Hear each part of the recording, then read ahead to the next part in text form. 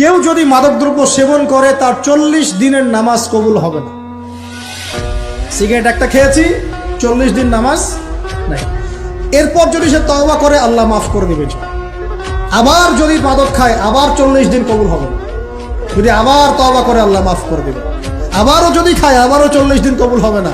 আবারও তওবা করলে আল্লাহ আবার মাফ করে দিবে।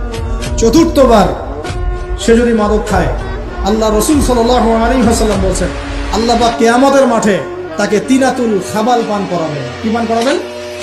তিনাতুল খাবাল। সাহাবীরা বললেন ইয়া রাসূলুল্লাহ এটা কি? তিনাতুল খাবাল কি? নবী সাল্লাল্লাহু আলাইহি ওয়াসাল্লাম বলেছেন এটা হচ্ছে জাহান্নামীদেরকে আযাব দেওয়ার পর তাদের রক্ত মাংসের যে পুঁজ বের হবে, এই যে ড্রিঙ্কস, জাহান্নামের হার্ড ড্রিঙ্কস, এই ড্রিঙ্কসের নাম হলো তিনাতুল খাবাল। আল্লাহ পাক আমাদের সবাইকে মাদক থেকে বাঁচিয়ে রাখুন। من حيث أفاض الناس